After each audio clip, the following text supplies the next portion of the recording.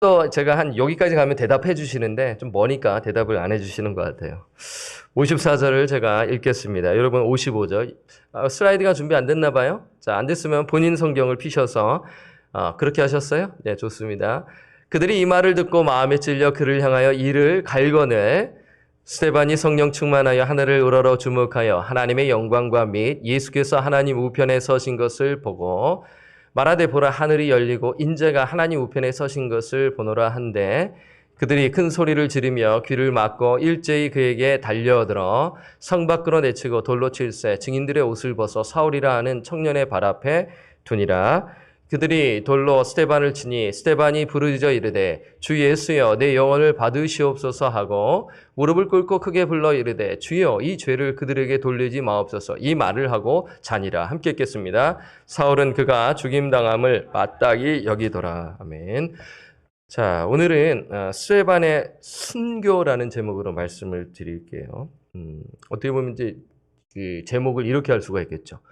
최초의 순교자 스데반. 네, 이렇게 제목을 또한 드릴 수가 있어요.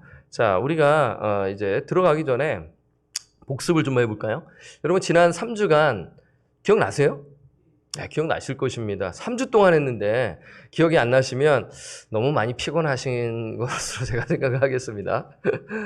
그러니까 성전과 율법을 모독했다라는 죄목을 받은 스데반이 설교를 통해서 자신을 변증하지 않습니까?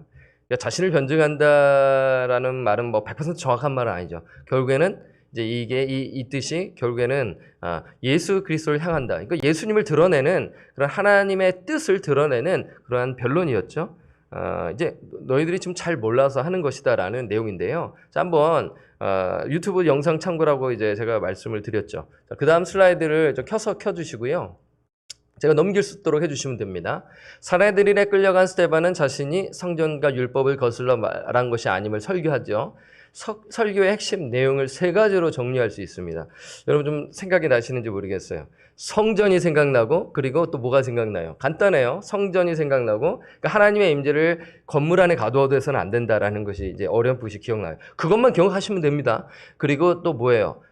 이 조상들이 이스라엘 조상들이 불순종했다. 이 내용. 그리고 세 번째는 결국에는 이 성전과 율법은 궁극적으로 누구를 가리킨다? 예수 그리스도를 가리킨다. 이 세 가지만 기억하시면 돼요. 그러니까 내 성경책에는 이 세 가지만 기억하고 있으면 나중에 읽을 때 가르칠 때 도움이 된다는 것이죠. 그러니까 성경에 최대한 메모하시면 좋고요. 자, 어쨌든 정리해봤습니다. 첫째, 하나님의 임재는 이스라엘 땅과 성전에 제한되지 않는다. 즉 하나님의 임재를 건물 안에 가두어둘 수 없다라는 것으로 지금 지난 3주 한 거를 그냥 뭐예요? 그냥 단번에 압축해서 정리하는 거예요. 제가 말씀드렸잖아요. 그러니까 뭐든지 그 서머리 하는 게 중요하지 않습니까? 그러니까 뭐 이제 제가 뭐 이제 중고등학교 시절 제가 공부 못했어요. 근데 공부 잘하는 애들은 서머리를 잘한다 하더라고요. 그러니까 제가 대학교 가서 정신 차리고 공부를 했는데 그때는 좀 성적이 좋았습니다. 그래서 이해가 되겠더라고요. 그러니까 저는 좀 속도가 느린 사람입니다. 그래서 미국은 그런 배려가 있어서 참 좋은 것 같아요. 한국은 이 중고등학교도 못하면은 이제 이때부터 이제 갈라지지 않습니까? 참 별로 안 좋은 것 같아요. 아니 대학교 가서 잘하면 되잖아요, 그렇죠? 그리고 대학원 가서 잘하면 되잖아요. 미국은 박사가 중요해요. 박사에서 잘하면 그걸로 인정해 주거든요. 근데 이제 한국은 거꾸로죠. 또 어디 대학 나왔니? 뭐 이렇게 되니까 참 이 고개가 숙여지지 않겠습니까? 자, 좋습니다. 두 번째, 과거 이스라엘 조상들은 하나님의 계획과 하나님의 종들을 배반했다. 이스라엘 백성들은 모세의 율법을 지키지 않았고 성전을 우상 삼아 온전한 예배를 드리지 않았다. 이렇게 정리할 수가 있는 것이죠. 좋습니다. 그 다음에 세 번째, 넘겨주세요. 제가 할 수 있게끔 해주시면 돼요. 성전과 율법은 예수 그리스도 안에서 완성되었다. 예수 그리스도는 성전의 대체자였으며 율법의 완성이셨다. 그러니까 지난주 설교, 스데반의 설교를 이 세 가지로 정리를 잘 해두시면 좋아요. 그래서 세부적인 내용은 이 자료를 다시 보시면 되고요. 좋습니다. 자, 여러분 들어가기 전에요. 자, 핵심 단어는 뭘까요? 여러분 뭐라고 하셨어요? 한번 말씀해 주세요. 크게. 예? 스데반의 죽음. 좋습니다. 또요.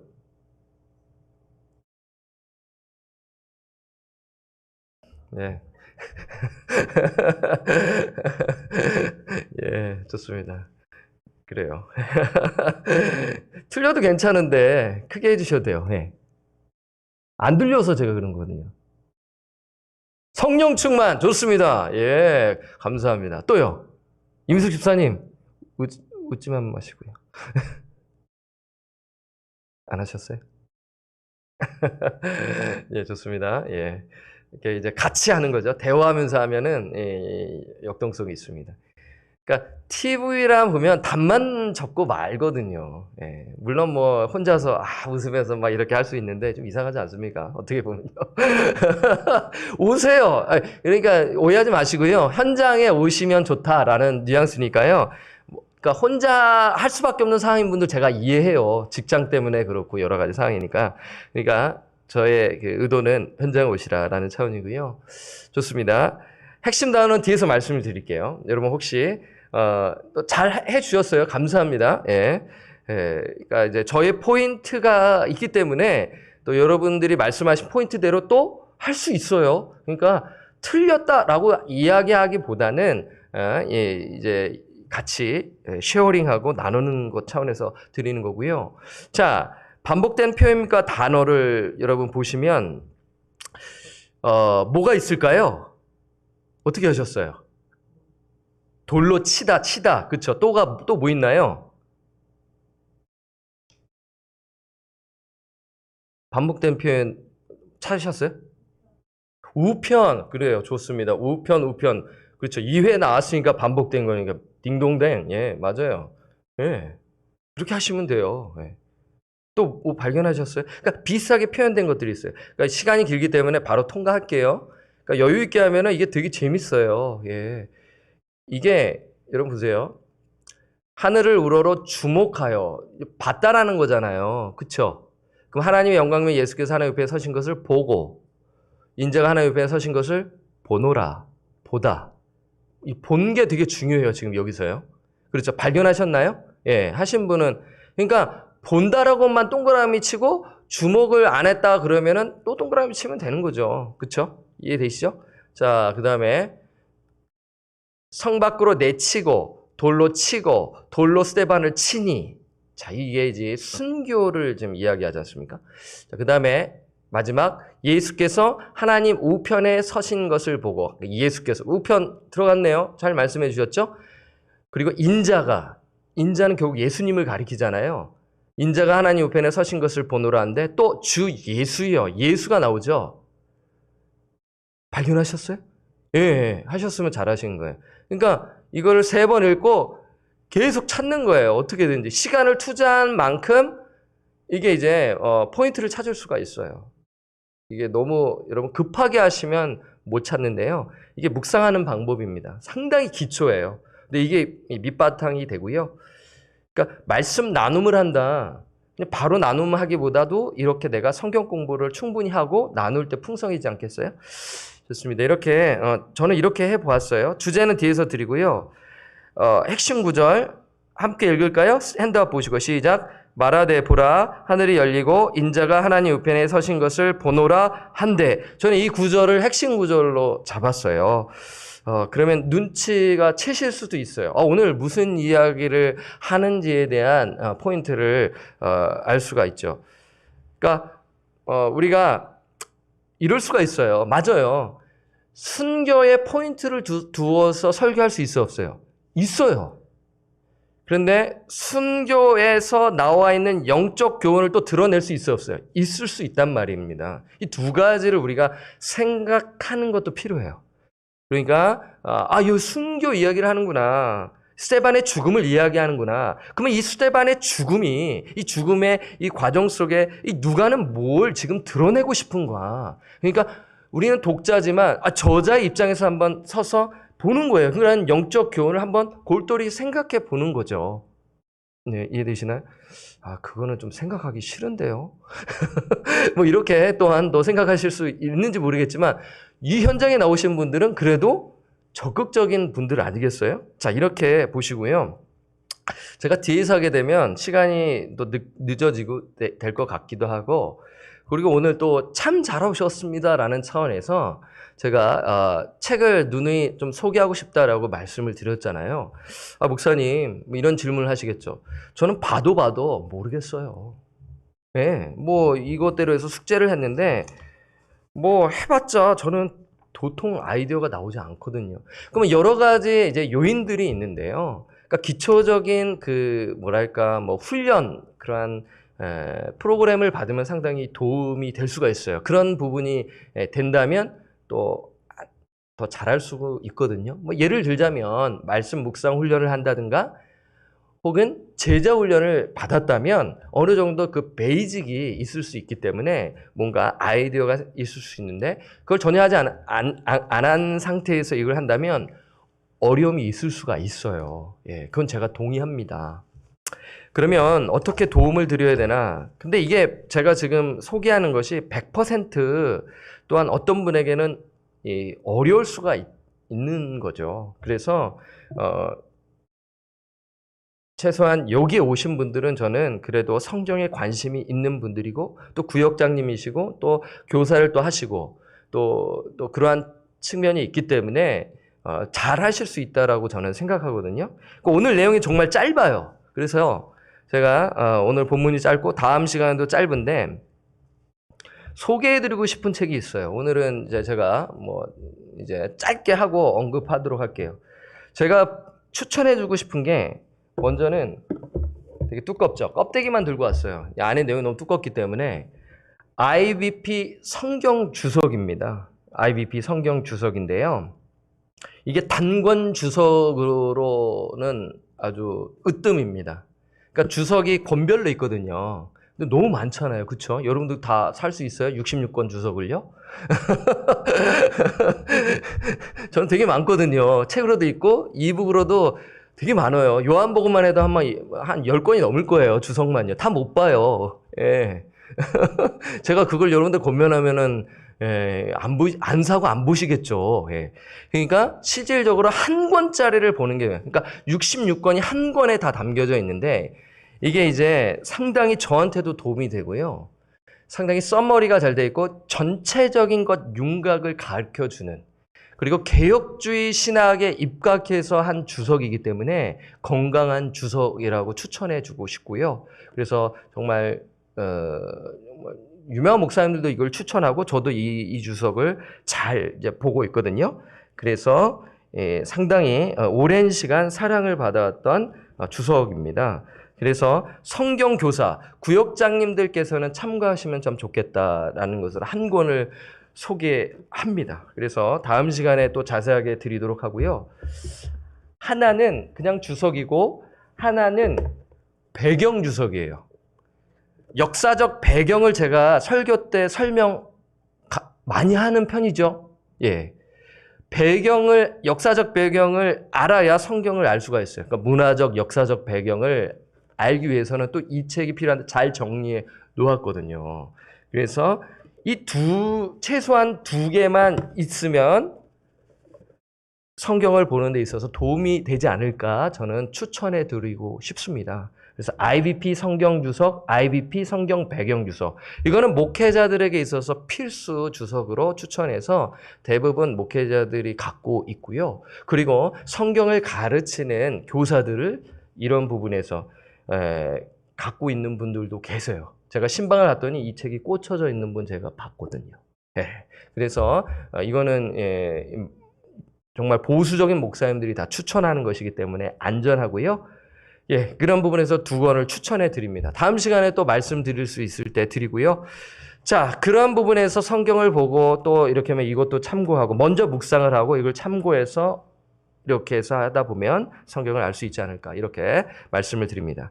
자, 본문으로 가보죠. 본문 구조. 스데반의 설교에 대한 종교 지도자들의 반응입니다. 스데반이 본 환상이고요. 스데반을 돌로 치는 유대인들. 스데반이 마지막 기도와 순교입니다.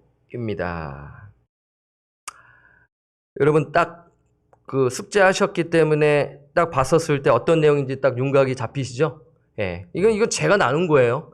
예, 예. 어떨 때는 참고한 것도 있지만 제가 나눈 것도 있습니다. 그러니까 제가 여기 이 뒤에 레퍼런스를 보게 되면 이 책이 들어갈 때도 있고 안 들어갈 때가 있거든요. 그러니까 이 책은 그러면 아주 자세히 나와 있지 않기 때문에 제가 그냥 읽고 그냥 참고만 안 할 때도 있어요. 그냥 제 머리에만 둘 때가 있거든요.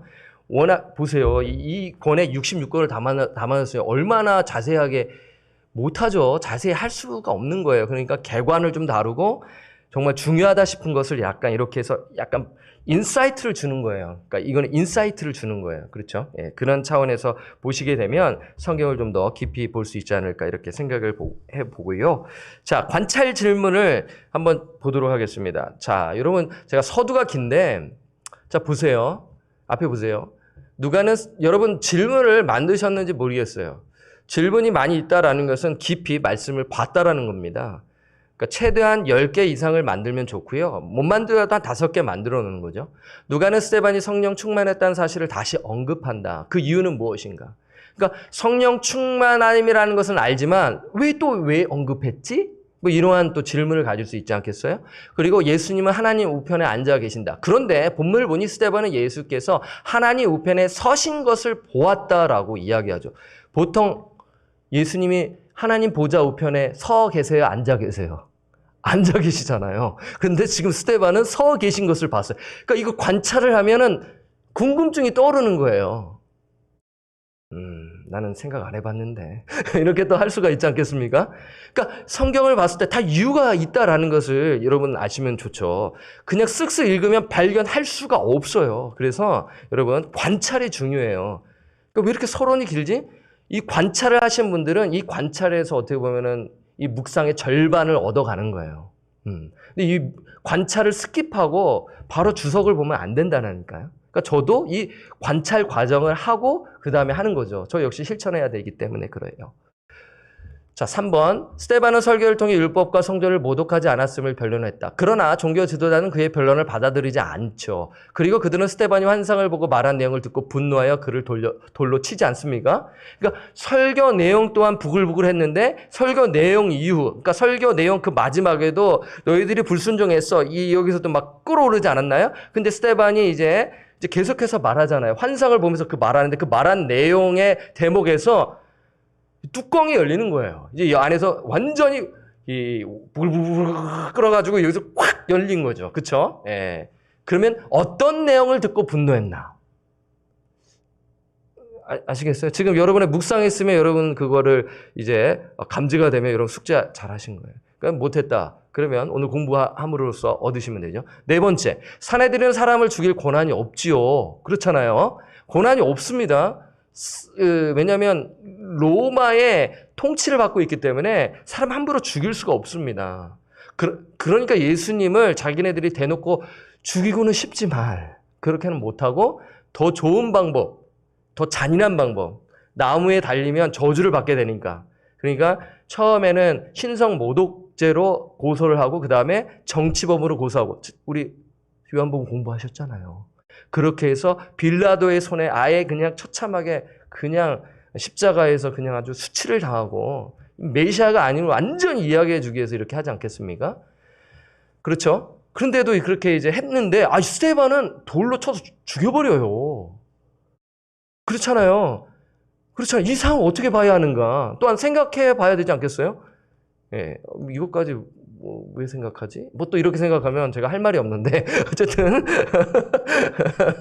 표정을 약간 지금 여러분들이 그렇다고 이야기하는 것이 아니라 표정이 이러면은 제가 별거 목사님 또 집요하게 질문하네. 이런데 여러분들은 궁금해하는 표정입니다. 그래서 진행하고요. 5번째, 스데반의 마지막 기도는 누구의 기도와 비슷하나?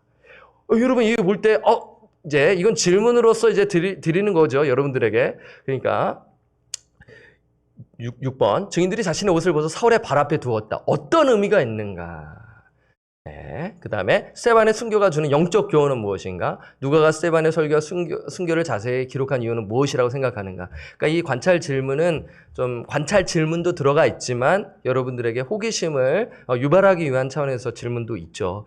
뭐 예를 들자면 목사님 인자가 무엇입니까? 예. 뭐 이러한 차원에서 여러분들 인자는 뭐지? 뭐 이렇게 질문을 할 수가 있지 않겠어요? 예, 그러니까 여러분들이 봤었을 때 그리고 하나님 우편에 서신 것 이게 뭘까? 어떤 의미지? 예수님이 하나님 우편에 서셨다. 이게 어떤 의미지? 뭐 이러한 간단한 질문들이 또한 있을 수 있잖아요. 그렇죠? 뭐 다른 거는 여러분들 또한 생각할 수 있고요. 자, 그 다음에 가보도록 하겠습니다. 자, 연구하기로 한번 들어가 볼까요? 자, 스데반 설교에 대한 종교 지도자들의 반응을 한번 보죠. 54절을 보면 그들이 이 말을 듣고 마음에 찔려 그를 향하여 이를 갈거늘.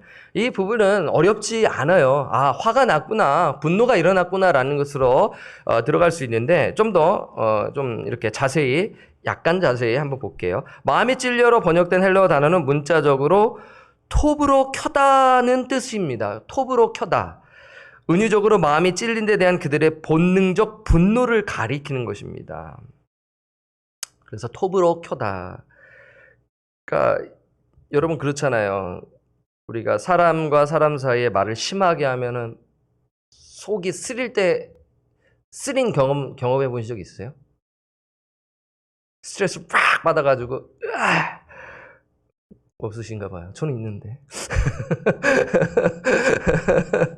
있으실 겁니다. 뭐 어떠한 이유든 간에 막 그 쓰린 그 마음이 있어요. 막 열받을 사항 막 이래가지고 그게 말로 인해서 여기 뭐 상처 난다고 해서 아픈가요? 그게 아니잖아요. 지금 이 사람들은 스데반 설교가 완전히 자기의 마음을 톱으로 켜는 것처럼 이제 막 아프게 한 거예요. 그러니까 이게 부분에 뭐 어떻게 보면 좀 회개하여 찔리는 마음이 아닐까라고 또한 생각할 수 있는데 그런 마음이 아닌 거죠. 그러니까 우리가 봤을 때는 이 사람이 좀 회개하여 찔려가지고 진짜 회개했으면 좋겠다. 막 죄를 지적해가지고. 근데 이 사람들은 회개에 이르지도 못할 정도로 완전히 거부 반응을 보여주고 있는 것이죠. 분노가 일어나는 거예요.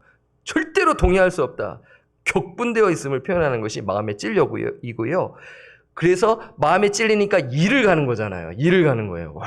이거 얼마나 무서워요. 사람이 이를 갈고, 이게 좀 여러분 재미있으시라고 이 말씀을 드리는 건데요. 제 딸이 어제 제 옆에서 잠을 잤는데요. 막내딸이요. 이를 갈더라고요. 제가 자다가 깼어요. 그 말로만 듣던 네가 이를 가는구나. 섬뜩했어요. 으드득 깔면서 자는 거예요. 그러니까 이제 습관이죠, 잠을 잘. 근데 제 아내가 당신도 일 가러 이러더라고요. 무섭잖아요. 그쵸? 지금 이제 여러분 웃으라고 이야기하는 건데요. 지금 그런 차원에서 일을 가는 게 아니라 화가 나서 지금 일을 가는 것입니다. 그러니까 크게 노하는 거죠. 그쵸? 무섭잖아요. 그냥 자는데도 하는데 일을 하면서 뭐 이러한 그 차원에서 여러분 생각하시면 되고요. 회개를 촉구하는 메시지를 듣는 종교대자들은 마음에 분노가 일어나고 이를 갈며 스데반을 헤아려 한다. 그러한 좀 인간의 그러한 정말 화나는 모습을 지금 표현하고 있는 것이죠. 그렇죠. 얼마나 무서웠겠어요? 자, 스데반이 본 환상을 그리고 있죠. 참 대조가 되죠? 이를 갈고 화를 내는 종교 지도자들, 대조된 모습 누구예요? 스데반은 어때요? 성령 충만한 스데반. 와, 대조가 되고 있어요. 그렇죠? 이걸 또한 우리가 묵상할 수 있죠. 야, 어떻게 이 사람들은 하나님을 잘 믿는다고 하는 사람인데 이를 박박 갈면서 화를 내고 이 사람은 정말 나쁜 짓도 하지도 않았고 사람들에게 존경을 받고 뒤에 보면요. 경건한 유대인들이 울어요. 8장 여러분 보시면 그 중에는 예수 믿는 유대인들도 있었지만 경건한 유대인들이 어떻게 이 사람을 돌로 쳐서 죽일까 경악을 금치 못한 자들 또한 운단 말입니다. 야, 그렇잖아요. 존경받고 사람들에게 한 자들이 어떻게 돌로 쳐서 죽일까 정말 잔인하다. 근데 지금 스데반은 성령 충만한 모습을 지금 그려내고 있는데요. 한번 말씀 볼까요? 스데반이 성령 충만하여 하늘을 우러러 주목하여 하나님의 영광과 및 예수께서 하나님 우편에 서신 것을 보고 말하되 보라 하늘이 열리고 인자가 하나님 우편에 서신 것을 보노라 한데 자, 우리 이제 주목해야 하는 것이 성령 충만한 스데반입니다. 여러분 성령 충만함이 무엇입니까? 여러분 제가 요번 주에 제가 많이 자세히 언급을 할 예정입니다. 그래서 그 소스가 있기 때문에 오늘 다 오픈을 하지는 않고요. 제가 그 성령 충만함은 딱 드리고 제가 다음 시간 하겠습니다라고 드렸잖아요.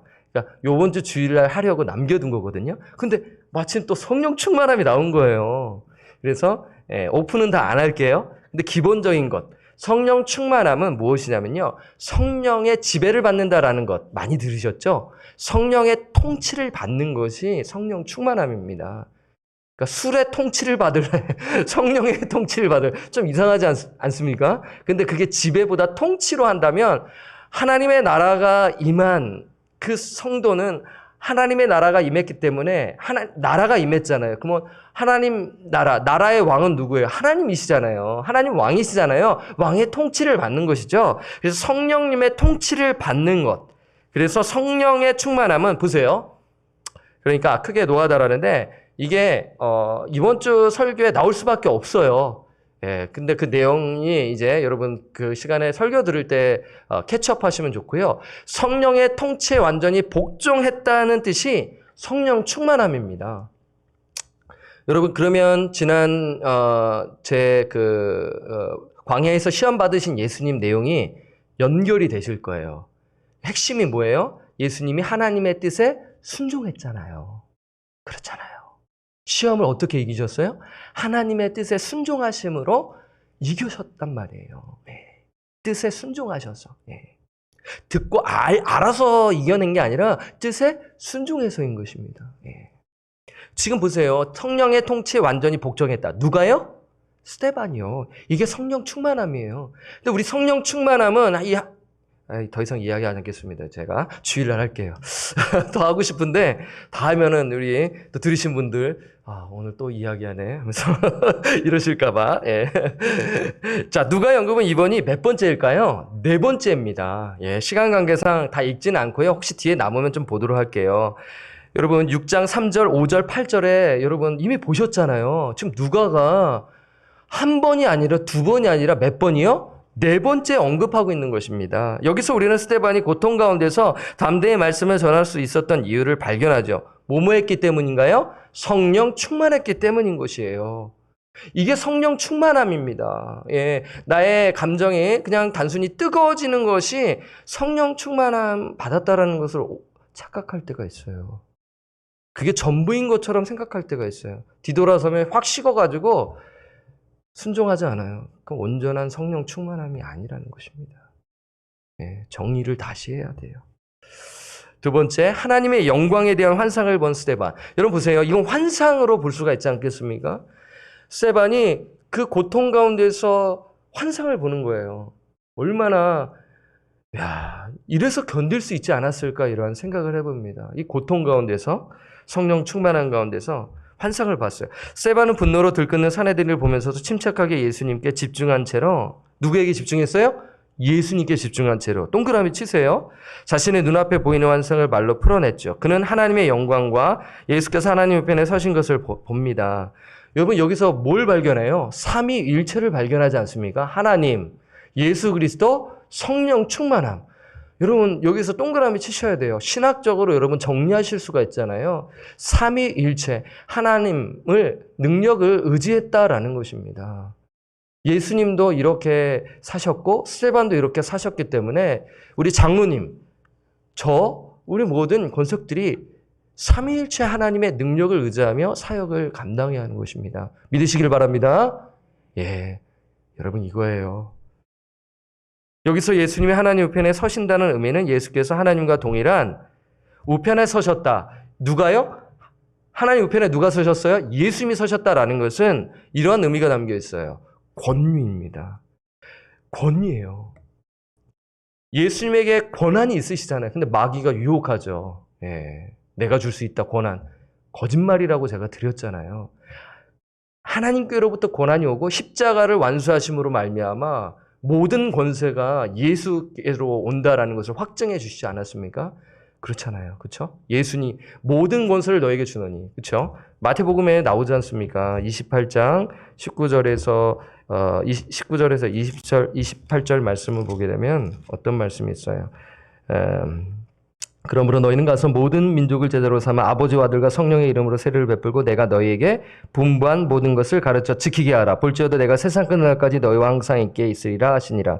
그 앞에 뭐예요? 18절에 예수께서 나와 말씀하여 이르시되 하늘과 땅의 모든 권세를 누구에게 주셨어요? 예수님에게 주셨단 말이에요.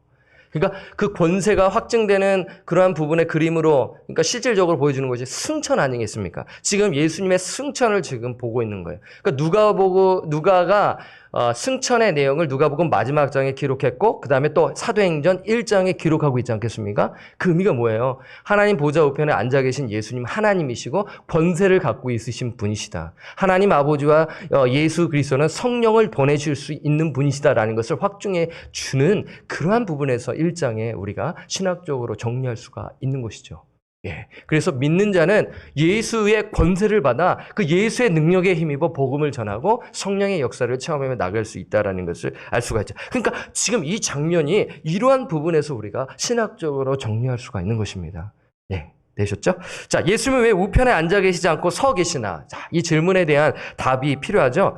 예수님은 복음을 전하고 순교할 스데반을 맞이하시기 위해서다라는 것으로 생각할 수 있어요. 우리가 한번 이렇게 볼 수가 있는 거예요. 빈칸에 예수님은 복음을 전하고 순교할 스데반, 그러니까 복음을 전하고 순교할 스데반을 맞이하기 위해 누가요? 예수 그리스도께서요. 예수님은 친히 보좌에서 서 계셨고 스데반의 영광의 주님을 주목하셨다. 그러니까 예수님이 서신 것을 봤겠죠. 그것을 지금 그려내고 있는 것입니다. 얼마나 그러니까 맞이해 주시는 거예요. 예수님이 이렇게 맞이해 주신다라는 거예요. 앉아 계시는 것보다 서 계시면 얼마나 더 좋습니까? 적극적인 행위 아니겠습니까? 그렇지 않아요? 이 손자가 왔는데 계속 앉아 있는 것보다 탁 일어나가지고 탁 벌리면 와락 안기지 않겠습니까? 네, 이러한 이미지를 한번 상상해 보시고요. 존 스토트는 예수님이 서 계신 것에 대해 이렇게 말해요. 예수님은 하늘에 계신 스데반의 변호자로서 혹은 그분의 첫 번째 순교자를 환영하기 위해 서 계신 것인 듯한다 라고 했고요. 자, 앞에 빈칸에 어떠한 말씀이 있어요? 복음과 순교를 넣으시면 됩니다. 예수는 왜 우편에 앉아 계시지 않고 서 계시나? 복음을 전하고 순교. 그리고 이제 존 스토트는 이렇게 봐요. 스데반의 변호자. 누가요? 예수님이요. 이게 변호자. advocate라고 얘기하는데 이게 결국에는 이제 보혜사의 개념으로서 설명할 수 있어요. 그러니까 요한 1서 2장 1절에 나와 있습니다. 요한 1서 2장 1절에 보게 되면은 그쵸. 대언자라고 이렇게 나와 있기 때문에 이러한 측면을 생각할 수가 있죠. 변호자로서 혹은 그분의 첫 번째 순교자를 환영하기 위해. 그러니까 최초의 순교자가 누구입니까? 스데반입니다. 초대교회의 최초의 순교자가 스데반이에요. 얼마나 영광스럽습니까? 그렇잖아요. 예수님을 위해 지금 목숨을 내놓은 거예요. 예수의 이름을 위해 목숨을 내놓은 거예요. 그 영광스러운 이름을 선포하기 위해서 자신의 목숨을 내어놓은 그러한 중요한 사건이기 때문에 누가는 이 스데반의 이야기를 짧게 거론할 수가 없죠. 설교 또한 자세히 기록했고요. 그리고 순교한 내용을 하기 위해서 앞에 내용이 또한 중요하잖아요. 여러분 이유가 있지 않겠어요? 7장이 어마어마하잖아요. 제가 거의 한 달간 들여서 지금 했단 말이에요. 그러니까 어떤 분은 관심이 없는 분들은 이 내용을 모르지만 여러분들은 지금 정말 보물을 찾으신 거죠. 정말 이 스데반이라는 인물이 그냥 정말 순교했대가 아니라 어떻게 이 사람이 정말 하나님의 영광을 위해 어떠한 삶을 살았는지를 마음속 깊이 말씀을 통해 깨달았는지를 알기 때문에 이 말씀을 자녀들에게 내 언어로 거품을 물면서 눈을 크게 뜨면서 설명해 주실 수 있지 않겠어요? 그러면 성령께서 역사해 주셔서 그 자녀가 눈을 동그랗게 뜨고 불꽃이 튀지 않겠습니까? 예, 이것이에요. 자, 그리고 주석가 브루스가 이 장면을 이야기합니다. 스데반은 사람들 앞에서 그리스도를 어떻게 했어요? 인정했다. 그리고 이제는 그는 그리스도가 하나님 앞에서 그분의 종을 인정하고 계심을 본다. 인정입니다. 누가복음 12장 8절의 말씀을 보게 되면 어떤 말씀이 있냐면요. 내가 또한 너에게 말하노니 누구든지 사람 앞에서 나를 시인하면 인자도 하나님 사자들 앞에서 그를 시인할 것이요. 너가 나를 시인했구나. 인정해 주는 거예요. 네가 나를 부인하지 않았구나. 그러면서 맞아주시는 그 장면으로 해석할 수가 있는 것이죠. 얼마나 영광스럽습니까? 자, 세 번째, 인자를 언급한 스데반. 스데반은 하늘이 열리고 인자가 서신 것을 본다고 말했습니다. 여기서 인자란 사람의 아들이라는 뜻이죠. 예수 그리스도를 가리키는 것입니다. 그래서 사람의 아들 예수 그리스도를 넣으시고요. 인자라는 표현은 신학적으로 매우 중요합니다. 다니엘 7장 13절에 14절에 이게 단골로 거론되기 때문에 그래요. 여러분 이 7장 14절은 그냥 동그라미 치세요. 다니엘서 말씀을 봤었을 때 7장 13절 14절은 종말론적으로도 요한계시록을 볼 때도 해석이 되어야 되고 그리고 이 복음서에 상당히 많이 나와요. 예수님이 자신을 인자라고 가르치신 분이 나오기 때문에 그럼 다니엘 7장 13절에 14절의 내용이 나와야 되거든요. 그래서 그 인자는 메시아임을 가리키는 거예요. 메시아임을 보여줍니다. 그러니까 다니엘은 환상을 보거든요. 다니엘도 환상을 봐요. 7장을 보게 되면요.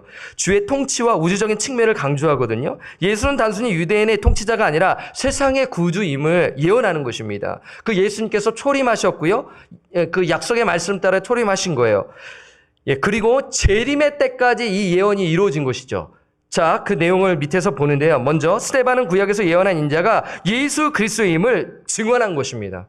다니엘이 예언한 것을 우리가 곁들여서 볼 수가 있는 것입니다. 그래서 다니엘 7장 13절에서 14절에 내가 또 다니엘이죠. 환상 중에 보니 인자 같은 누구예요? 예수 그리스도를 가리키는 거죠. 인자 같은 이가 하늘 구름을 타고 와서 뭐예요? 재림을 가리키는 것입니다. 예수 그리스도의 재림.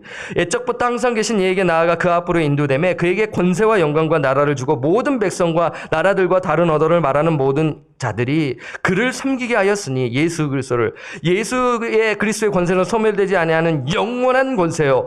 그의 나라 예수 그리스도의 하나님의 나라는 멸망하지 아니할 것이니라 하면서 다니엘서에 종말론적으로 분명히 하나님의 주권과 통치를 예언하는 그 중요한 7장 보면 참 어려운 내용이거든요. 종말론적으로. 그러니까 요한계시록이랑 같이 봐야 하는 성경인데요. 여기서 인자를 거론했다라는 것은 누구입니까? 예수 그리스도를 거론한다라는 것을 여러분 기억하시면 좋아요. 자, 이 부분을 우리가 이제 공부를 통해서 알 수가 있지 않겠습니까? 이 부분이 상당히 중요합니다. 자, 근데 자 보세요. 3번으로 이제 가보죠. 종교 지도자들은 스데반이 하늘이 열리고 인자가 하나님 우편에 서신 것을 보았다라는 말을 듣자 그들에게 돌을 던지지 않습니까? 예수는 종교 지도자에게 재판을 받으실 때 자신을 인자라고 말하자 그들을 그에게 침을 뱉고 그의 얼굴을 주먹으로 친다. 그 이유는 무엇인가? 그러니까 여러분 보세요. 그러니까 지금 인자라는 말을 듣고 여러분 오늘 본문을 보게 되면은 이제 스데반이 환상을 보면서 하나님 보좌 우편에 앉아 계신 인자를 거론하죠. 여러분 맞죠? 예, 그 부분을 듣고 종교 지도자들이 이제 달려들어서 끌어내가지고 돌로 치는 것이에요. 그러면 우리가 생각을 해야겠죠. 이 사람들 왜 그러지? 유대인들 왜 그래? 왜 이렇게 열을 받았을까? 그게 뭐냐면 인자가 하나님 우편에 섰다라는 거예요. 그럼 인자, 예수님이, 그러니까 인자라는 말을 듣고 예수님이 공생애 때 내가 인자라고 얘기했으니까, 그리고 재판받았을 때 나도 내가 인자라고 얘기했으니까 종교 지도자들이 알아요, 몰라요? 알잖아요. 뭐야? 너 지금 그 죽은 예수를 인자라고 했어? 그러면 예수님 살았다라는 거잖아요? 그 산 예수가 지금 하나님 옆에 있다라는 거예요. 그러니까 이들 입장에서는 열받을 일이죠. 그렇잖아요. 예수는 그냥 범죄자이고, 그냥 사형틀에 죽은 그냥 저주받은 인간이라고 생각했는데 이 자를 메시아라고 이야기하고 죽었는데 살아났다고 하고 이 사람이 결국 통치자고 이미 오실 메시아가 왔다라고 얘기하니까 유대인들 입장에서는 받아들일 수 없는 거죠. 그러니까 뭐예요? 어떤 죄예요? 예수님한테는 대놓고 이야기했죠. 넌 신성 모독죄라고 얘기하지 않습니까? 그러니까 스데반이 지금 그 다음 뭐예요? 넘겨주세요. 넘겨주셔야 됩니다. 그 다음 슬라이드. 네, 정섭 집사님. 예, 메시아라고 했고, 그 다음 슬라이드. 신성 모독죄죠. 신성 모독죄 때문이다. 신성 모독죄를 쓰면 됩니다. 그러니까 인자가 살아있다라는 것, 그리고 그 인자 예수 그리스도께서 하나님 우편에 계시다. 그러니까 그럼 예수가 하나님이라는 얘기인가? 이것 때문에 너 신성 모독죄 때문에 지금 돌을 치려는 거죠. 돌로. 유대인들은 예수를 메시아로 인정하지 않았잖아요. 종교 지도자들은 예수님의 신성 모독죄를 적용해 사형을 결정한 것처럼 스데반에게도 동일한 죄를 적용한 것이다. 보세요. 이미 성전과 율법을 모독했다라고 해서 이미 이제 열이 받을 대로 받았고 이 죄로 인하여서라도 돌을 칠 수 있는데 이제 결정적으로 뭐예요? 예수를 인자라고 이야기하고 메시아로 이야기하고 그리고 하나님 우편에 서셨다. 살아났다. 이 이야기를 하니까 받아들일 수가 없는 것이죠. 예, 그래서 죽이려고 하는 것입니다. 그래서 마가복음 14장 61절에서 64절에 보게 되면 예수님이 재판받으시는 장면이 나오잖아요. 한번 볼까요? 침묵하고 아무 대답도 아니하시거늘 대제사장이 다시 물어 이르되 네가 찬송받을 이의 아들 그리스도냐? 예수께서 이르시되 내가 그 나라 인자가, 예수님 이야기하죠. 권능자의 우편에 앉은 것과 하늘 구름을 타고 오는 것을 너희가 보리라 하시니. 여러분 보세요. 다니엘 7장 몇 절이에요? 방금 13절에서 14절을 그대로 이야기하시잖아요. 예수님이 지금 이 말씀을 하고 계시잖아요. 그러니까 종교지도자들이 율법을 몰라요. 알아요. 알잖아요. 그러니까 알아듣는 거예요. 그러더니 보세요. 대제사장이 어떻게 해요? 63절에 자기 옷을 찢으며 이르되 우리가 어찌 더 증인을 요구하리요? 그 신성 모독하는 말을 너희가 들어뒀다. 너희는 어떻게 생각하느냐 하니 그들이 다 예수를 사형에 해당한 자라 정죄하고 막 뺨을 치면서 막 그냥 완전히 그냥, 예수를 그냥 완전히 그냥 나쁜 그 죄를 짓지 아니하는 예수님을 때리고 침을 뱉고 이렇게 죄인을 다루지 않습니까? 아주 그냥 중범죄자로 취급하며 하는 것을 우리가 잘 알지 않겠습니까? 자, 봤죠? 자, 3번 볼까요? 스데반을 돌로 치는 유대인들. 그들이 또 소리를 지르며 귀를 막고. 왜 귀를 막았을까? 여러분, 왜 귀를 막을까요? 귀 안 막고 그냥 가면 되잖아요. 오염될까봐. 자신들의 그 마음이 오염될까봐. 우리가 욕을 듣거나 나쁜 말을 들으면 마음이 그렇잖아요. 이상한 생각 같잖아요. 우리가. 그쵸? 그렇지 않으세요? 나쁜 말을 듣게 되면 꿈에 나타나거나 아니면은 잠잘 때 그 말이 자꾸 생각나 이러잖아요. 그 귀를 막으려고 하잖아요. 애들 무서우면은 이러잖아요. 그렇죠? 우리 지훈이 만화 볼 때 무서운 장면 나면 딴 데로 가더라고요. 너 뭐해? 딱 보니까 무서운 장면 약간 음악이 그런 거예요. 그럼 귀를 막는 거죠. 눈을 가리고. 이런 거예요, 지금. 그러니까 예수님이 하나님의 아들이라는 그 인자라는 말이 자신의 마음을 오염시키니까 귀를 막는 거예요. 이유가 있다라는 것입니다. 그렇죠? 이들의 입장에서, 유대인들의 입장에서는 너 지금 신성 모독죄로 내 마음을 오염시켜 귀를 막고 일제히 그에게 달려들어. 58절 함께 읽을까요? 시작. 성 밖으로 내치고 돌로 칠세 증인들이 옷을 벗어 사울이라는 청년의 발 앞에 두니라. 이제 거의 다 왔죠. 박해를 받는 스데반이 하나님의 영광과 인자를 보았다는 말을 들은 유대인들은 큰 소리를 지르며 귀를 막고 일제히 그에게 달려들지요. 그 스데반이 뭘 범했기 때문이에요? 신성 모독죄를 범했기 때문입니다. 그들은 스데반을 성 밖에 내치고 돌로 치지요. 돌로 치는 행위는 레위기 24장 14절에 근거한 것인데요. 여러분 한번 레위기 한번 말씀 한번 찾아보죠. 14절만 했는데 16절까지 한번 여러분 그 밑에다가는 14절에서 16절 한번 넣어보세요. 여러분 이제 이 말씀을 보게 되면 짧더라도 여러분이 연결지어서 성경을 이제 해석할 수 있는 능력을 발휘할 수가 있어요. 레위기 24장 한번 여러분 성경 한번 찾아보세요. 레위기 24장 14절에서 16절 말씀 한번 보세요. 그러니까 여기서 돌로 치라는 그 이제 형벌을 지금 언급하는 구절이에요. 24장 14절 찾으셨나요? 14절 그 저주한 사람 하나님의 이름을 모독한 사람을 이야기하는 겁니다. 그 진영 밖으로 끌어내어 그것을 들은 모든 사람이 그들의 손을 그의 머리에 얹게 하고 온 회중이 돌로 그를 칠지니라. 15절 너는 이스라엘 자손에게 말하여 이르라. 누구든지 그의 하나님을 저주하면 죄를 담당할 것이요. 16절 함께 읽을까요? 여호와의 이름을 모독하면 그를 반드시 죽일지니 온 회중이 돌로 그를 칠 것이니라. 거류민이든지 본토이든지 여호와의 이름을 모독하면 그를 죽일지니라. 지금 여호와의 이름을 모독한 것이에요. 지금 유대인들의 입장에서 지금 그렇게 이제 본 것이죠. 그러니까 레위기 24장 14절에서 16절의 말씀에 근거하여 스데반을 돌로 치는 것입니다. 그냥 열받아가지고 치는 게 아니라 이들 또한 율법에 근거해서 이 스데반을 치는 것이죠. 예. 자, 여기서 이제 여러분 정리가 되셨죠? 자, 근데 질문이 떠오르죠. 로마의 지배를 받은 유대인들은 사람을 죽이는 권한을 갖고 있지 못했어요. 그런데 유대인들은 어떻게 스데반을 돌로 쳐서 죽일 수 있었는가? 영상 참고입니다. 앞에 보시고요. 앞에 보세요. 유대인들은 스데반을 돌로 쳐 죽이는 것이 불법인 것을 알면서도, 불법입니다. 알면서도, 그러니까 자기네들의 법에서는 불법은 아니죠. 그러니까 로마의 안에서는 사람을 함부로 죽여서는 안 되는 거예요. 그게 불법이라는 것이죠. 그럼에도 로마의 권력은 이러한 불법을 묵인했다라는 것으로 이제 해석하는 경우가 있는 것이죠. 예, 묵인한 것입니다. 그러니까 마음대로 사람을 죽일 수 있는 권한이 없어요. 예, 그렇죠. 기소는 가능하지만 종교 재판에서는 할 수 있지만 죽이는 것은 자기네들이 함부로 할 수 없어요. 그래서 역사 문헌에 따르면 이 사건이 유대 총독 빌라도의 퇴임 후 그 후임자 마르셀루스가 예루살렘에 도착하기 전에 일어났기 때문에 미처 로마의 공권력이 개입되지 못한 것으로 추정한다라는 해석이 있습니다. 예. 그러니까 이게 이제 100% 이렇게 또 하기에는 좀 어려운 게 이러한 문헌이 있기 때문에 어쨌든 지금 이러한 부분에서 어떻게 보면 이제 로마의 공권력 이런 것도 다 무시하고 지금 엄청 열받은 거예요. 그러니까 여기를 뿌리를 뽑아야 된단 말이에요. 얘 때문에 지금 교회가 가뜩이나 지금 앞에 보세요.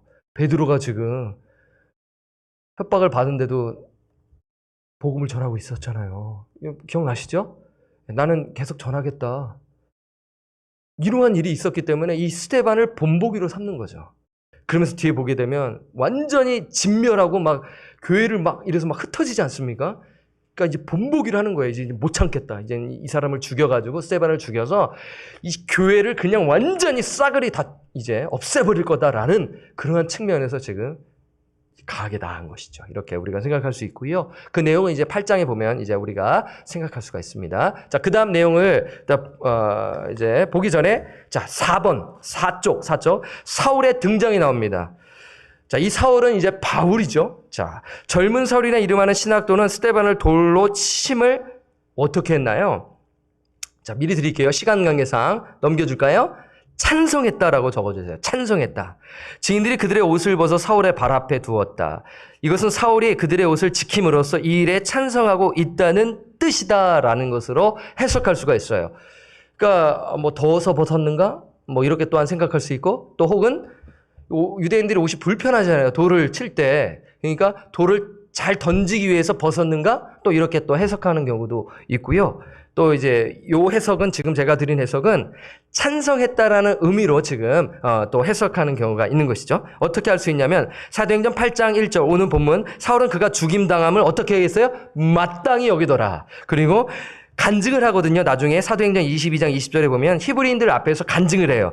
또 주의 증인 스데반이 피를 흘릴 때에 누가 있었어요? 자기가 곁에 있었단 말이에요.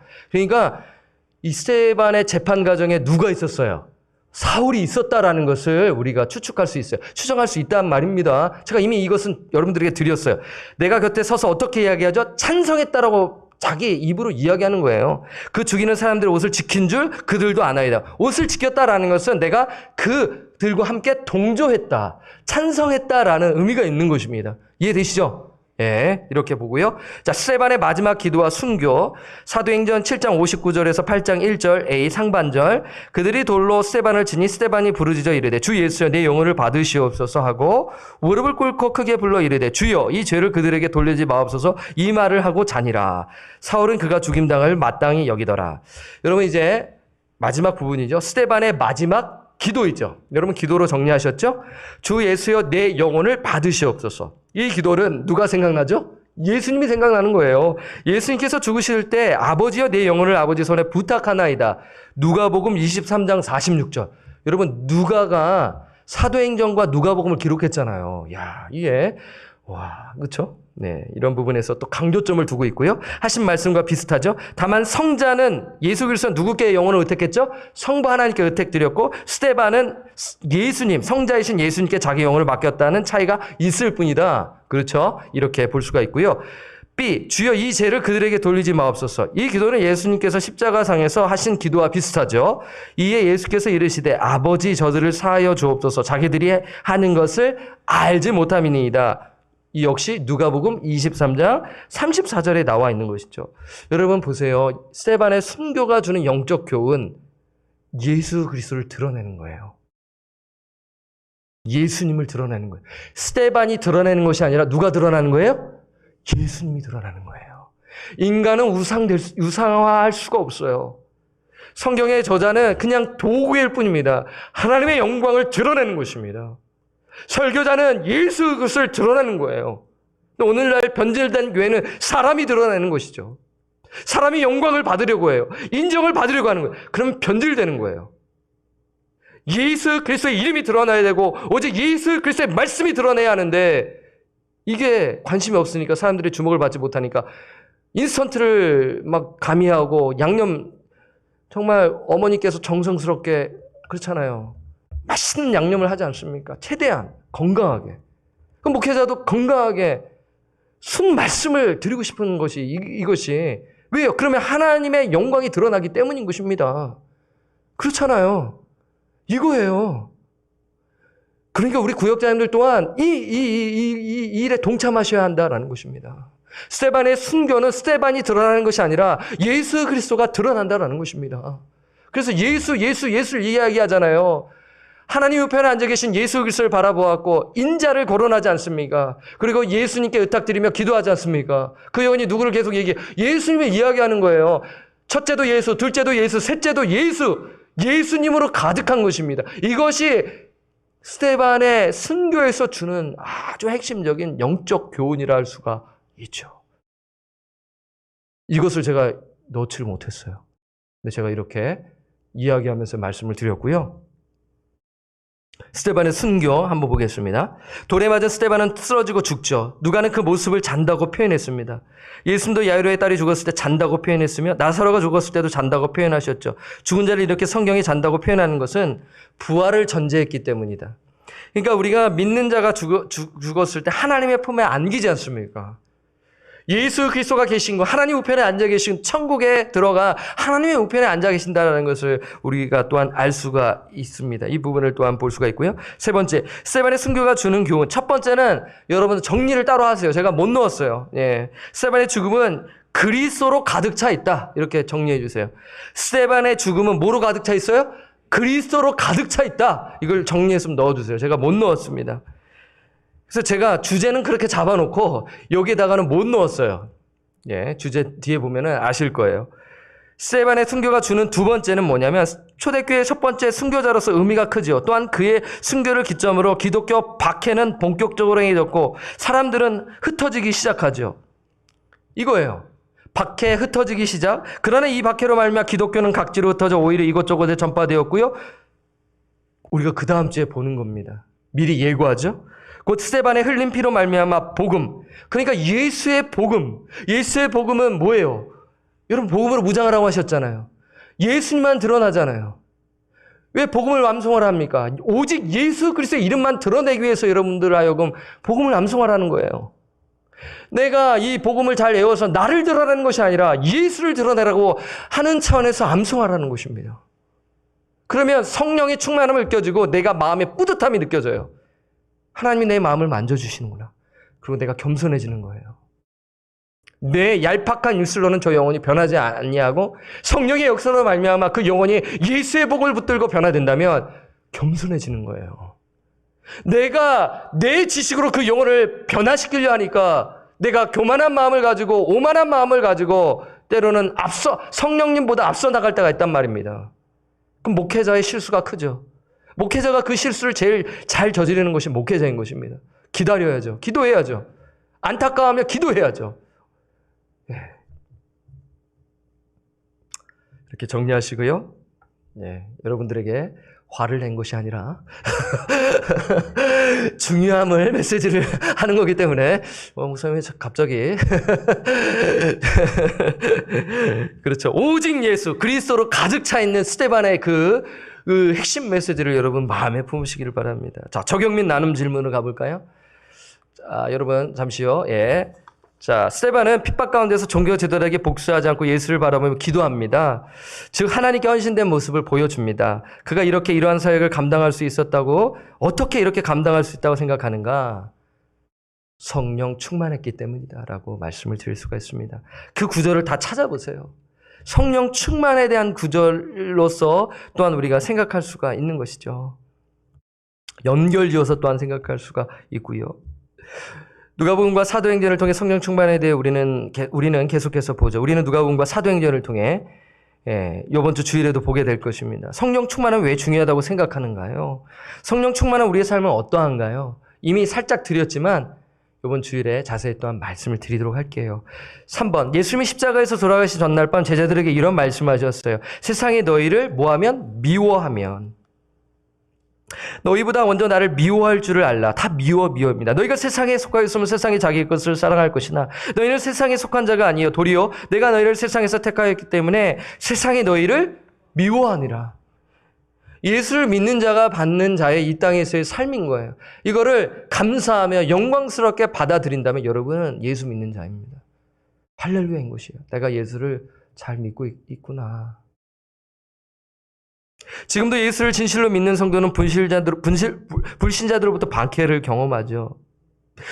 당신은 예수 그리스도를 위해 고난을 당할 준비가 되어 있는가? 이게 부담스러운 질문을 좀 우리에게 던져주고 있는 것이죠. 저와 여러분에게요. 지금도 종교의 자유가 없는 곳에서 환난과 핍박 가운데 순교를 각오하며 복음을 전하는 복음 전도자들이 있죠. 우리 교회가 후원하는 선교사님 중에는 이슬람권, 정말 목숨을 내놓고 예수를 믿었어요. 예. 마지트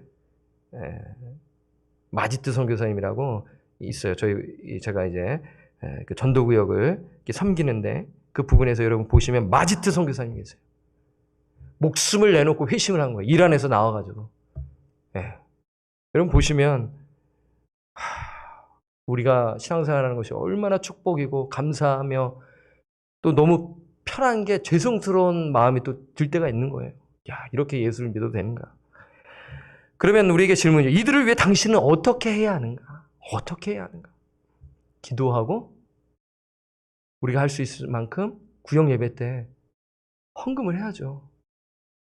선교사님에게 후원을 해드려야죠. 선교를 잘할 수 있게끔. 여러 가지 방법이 있지 않겠습니까? 우리로서는 단기 선교 가면 좋겠지만 기도와 구역 예배 시간에 헌금을 통해서 우리 선교사님들에게 또 도움을 드리고 나아가는 일에 우리가 동참할 수 있지 않겠습니까? 5번 사도행전 6장과 7장을 통해 일꾼 선출과 스데반의 설교와 그리고 스데반 순교가 소개가 되죠. 방주 선교교회가 앞으로 어떠한 일꾼을 세워야 하며 어떤 사역에 매진해야 한다고 생각하는가? 6장과 7장을 다시 한번 묵상하고 한번 나누어 봐라. 여러분 6장과 7장은 참으로 중요합니다. 우리 방주 선교교회 앞으로 어떤 일꾼들이 세워져야 하는가? 단지 출석을 많이 한 사람을 세우는 게 맞습니까? 저는 그렇게 생각하지 않아요. 그러나 성경적인 방법이 아닙니다. 스데반의 롤모델을 한번 잘 보세요. 성령과 지혜와 믿음이 충만한 거예요. 그리고 성령의 통치함을 받고 하나님의 뜻에 순종한 사람이 우리 교회의 장로님이 되셔야 되고 안수 집사님이 되셔야 되고 권사님이 되셔서 이 교회를 이끌어가야 하는 것입니다. 그래서 여러분 이 부분에서 생각하시고요. 그리고 우리 방주선교교회는 어떠한 사역에 매진해야 하는 것을 한번 또 생각해 보시고요.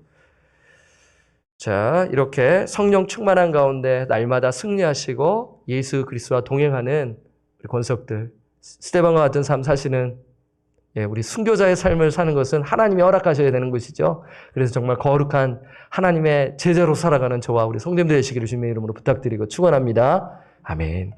우리 숙제를 드릴게요. 사도행전 8장 전체를 읽는 겁니다. 8장 전체를 묵상하는 것인가? 아닙니다. 여러분, 성경 묵상에서 핵심은 그 관련된 거를 통으로 쫙 읽는 게 중요해요.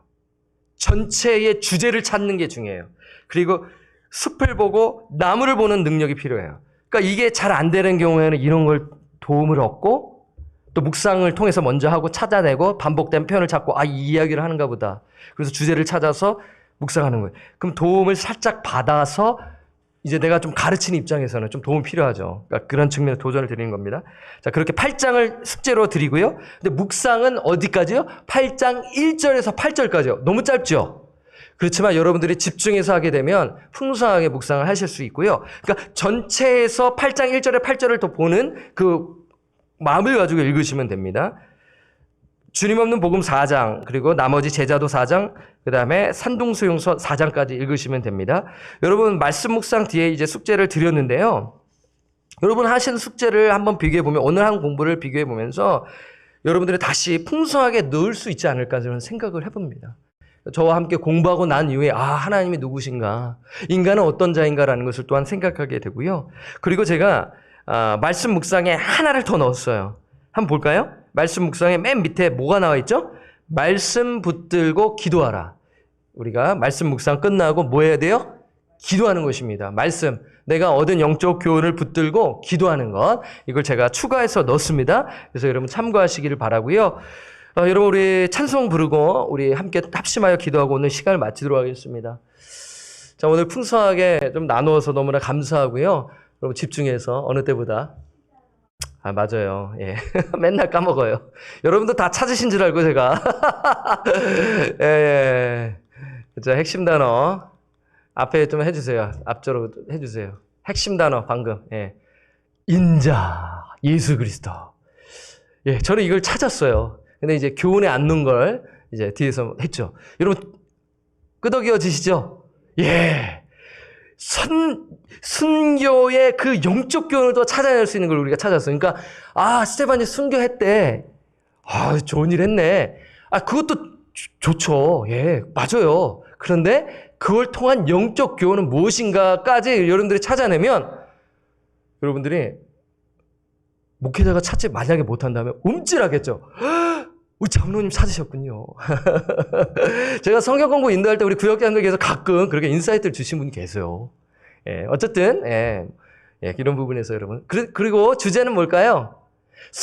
제가 이거 만들었습니다. 성령 충만한 스테반은 환난과 핍박 가운데서 주 예수 그리스도를 바라보았다. 이거예요. 주제. 그러니까 저는 이런 부분에서 메모러블 센텐스, 핵심 그 센텐스로 선포하지 않겠습니까?